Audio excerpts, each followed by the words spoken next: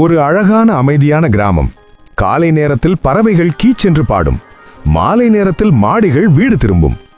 அந்த கிராமத்தின் ஓரத்தில் குடை செய்து விற்று வாழ்க்கை நடத்தி வந்த ஒரு தம்பதிகள் வாழ்ந்து வந்தனர். கணவன் கண்ணன், மனைவி சீதா. அவர்களுக்கு 3 பெண் குழந்தைகள் பிறந்தார்கள். முதல் பெண் நிலா, இரண்டாவது சுமதி, மூன்றாவது வள்ளி. வறுமை இருந்தாலும் வீடு சிரிப்பால் நிறைந்திருந்தது. வறுமையின் ஆரம்பம்.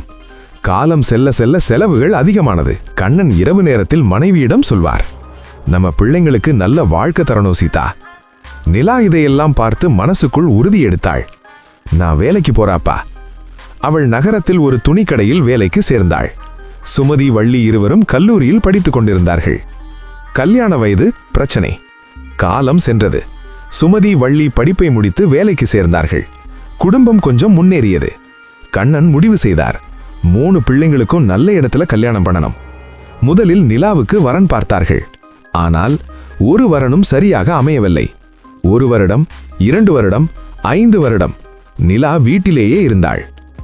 சுமதி வள்ளி தங்கள் பெற்றோரிடம் வாக்குவாதம் செய்தனர். எவ்வளவு நாள் நாங்க அக்காவுக்காக காத்திருக்கணும், எங்களுக்கு கல்யாணம் பண்ணி வைங்க.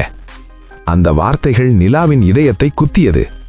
அவள் அழுது கொண்டு சொன்னாள், அப்பா, முதல்ல தங்கச்சிங்களுக்கு கல்யாணம் பண்ணிடுங்க, என்னால உங்க வாழ்க்கை கிடக்கூடாது.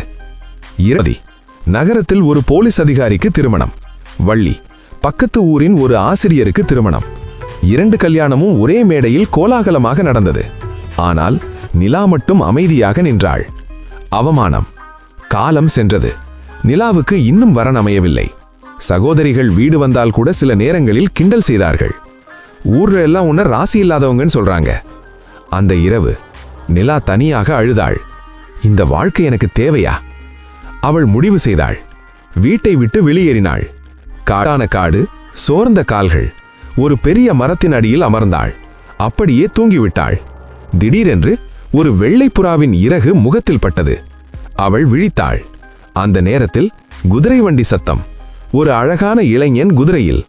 பயப்படாத, நான் உன்னை காப்பாத்த வர்றவன். அவன் தன்னை இளவரசன் என்று அறிமுகப்படுத்தினான். அவளை அரண்மனைக்கு அழைத்துச் சென்றான்.